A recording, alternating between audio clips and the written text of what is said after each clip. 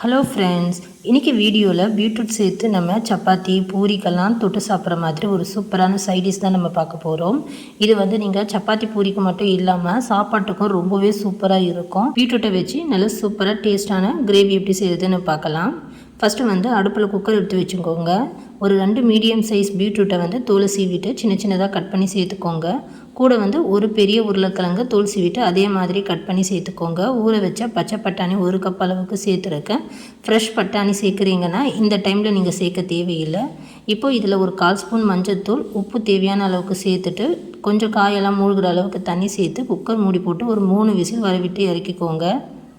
இப்போது இது ஒரு பக்கம் நல்லா வேகட்டும். அடுத்து நம்ம கடாயில் ஒரு 2 ஸ்பூன் அளவுக்கு எண்ணெய் சேர்த்துட்டு பிரியாணி இலை ஒரு 2-3 கிராம்பு சேர்த்துக்கோங்க. ஒரு 1/4 ஸ்பூன் சீரகம் சேர்த்துருக்கேன். நல்லா பொரிஞ்சு வந்ததும் பொடியாக கட் பண்ண ஒரு பெரிய வெங்காயம் சேர்த்துக்கோங்க. சேர்த்துட்டு இப்போது இது ஒரு வாட்டி நல்லா வதக்கி கொடுத்துக்கோங்க. இப்போது வெங்காயம் நல்லா ஓரளவுக்கு வதங்கிடுச்சு. அடுத்ததாக இதில் ஒரு பெரிய தக்காளி கட் பண்ணி சேர்த்துக்கோங்க. இதுவும் நல்லா வதக்கிக்கோங்க. கொஞ்சம் குழைவாக மசிஞ்சு வர வரைக்கும் தக்காளி மசிச்சு விட்டு வதக்கிக்கோங்க. பாருங்கள், இப்போது வெங்காயம் தக்காளி எல்லாம் நல்லா வதங்கிடுச்சு. இப்போ நம்ம காய் எப்படி வெந்திருக்குன்னு பார்க்கலாம். ஒரு 3 விசில் வரவிட்டு இறக்குனீங்கன்னா பார்த்தீங்கன்னா காய் நல்லா சூப்பராக சாஃப்டாக வெந்திருக்கும். பட்டாணியும் நல்லா வெந்திருக்கும். பாருங்கள், ஒரு காய் இந்த மாதிரி அமுத்து விட்டு காட்டுறேன். இந்த மாதிரி நல்லா சாஃப்டாக வேக வச்சு எடுத்துக்கோங்க. இப்போ நம்ம வதக்கின வெங்காயம் தக்காளியில் 1/4 ஸ்பூன் மஞ்சள்தூள் சேர்த்துக்கலாம். காரத்துக்கு தனி மிளகாய்த்தூள் 1/2 ஸ்பூன் சேர்த்துருக்கேன். மல்லித்தூள் 2 ஸ்பூன் அளவுக்கு சேர்த்துருக்கேன். உங்களுக்கு காரத்துக்கு ஏற்ற மாதிரி நீங்கள் மிளகாய்த்தூள் கூட்டி குறைச்சி கூட நீங்கள் சேர்த்துக்கலாம். இப்போ இந்த மசாலா எல்லாமே சேர்த்து கருகிடாமல் மீடியம் ஃப்ளேமில் வச்சு நல்லா வதக்கி கொடுத்துக்கோங்க.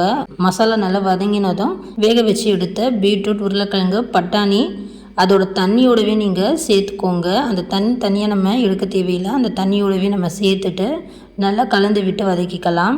இப்போ தேவையான அளவுக்கு கொஞ்சமாக தண்ணி சேர்த்துட்டு இப்போது நம்ம இந்த குருமாக்கு தேவையான அளவுக்கு உப்பு சேர்த்துக்கலாம். சேர்த்துட்டு இப்போ நல்லா கொதிக்க விடுங்க. கொதி வந்ததுக்கப்புறம் ஒரு வாட்டி நல்லா கலந்து விட்டு மூடி போட்டு ஒரு 5 நிமிஷம் மீடியம் ஃப்ளேம்லேயே இருக்கட்டும். இப்போது இது வேகிறதுக்குள்ளே நம்ம இதுக்கான மசாலா அரைச்சிக்கலாம்.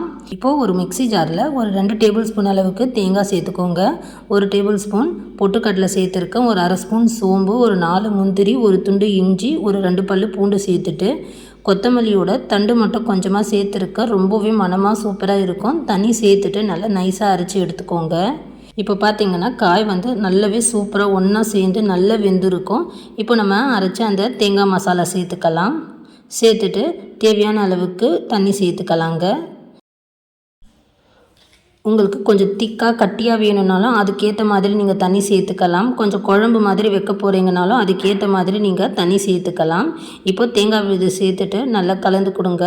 நல்லா கொதி வரணும். கொதி வந்ததுக்கப்புறம் மறுபடியும் நம்ம மூடி போட்டு ஒரு 2 நிமிஷம் மட்டும் சிம்மில் வச்சா போதும். ரொம்ப நேரம் நம்ம தேங்காய் விழுது சேர்த்துட்டு வேக வைக்க தேவையில்லை.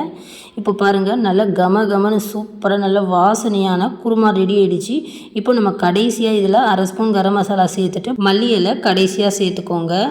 சேர்த்து இப்போது இது எல்லாமே சேர்த்து நல்லா கலந்துக்கலாம். ஃபைனலாக நீங்கள் கரம் மசாலா சேர்த்து இறக்குனீங்கன்னா இன்னமும் சூப்பராக அட்டகாசமாக இருக்கும். கண்டிப்பாக இந்த மாதிரி ட்ரை பண்ணி பாருங்கள். உங்கள் வீட்டில் பீட்ரூட் சாப்பிட மாட்டுறாங்கன்னா கண்டிப்பாக நீங்கள் சப்பாத்திக்கு இந்த மாதிரி பீட்ரூட்டில் சைடிஷ் செஞ்சு கொடுங்க.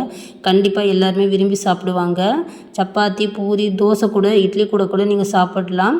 சாதத்துக்கு கூட சூப்பராக இருக்கும். கண்டிப்பாக நீங்களும் இதே மாதிரி பீட்ரூட் இருந்தால் இந்த மாதிரி பீட்ரூட்டில் இந்த மாதிரி குருமா செஞ்சு பாருங்கள். செஞ்சு பார்த்துட்டு எப்படி இருந்ததுன்னு மறக்காமல் கமெண்ட் பண்ணுங்கள். இந்த வீடியோ பிடிச்சிருந்தால் லைக் பண்ணுங்கள், ஷேர் பண்ணுங்கள். கோமதி ஃபுட் சேனலை சப்ஸ்கிரைப் பண்ணிக்கோங்க.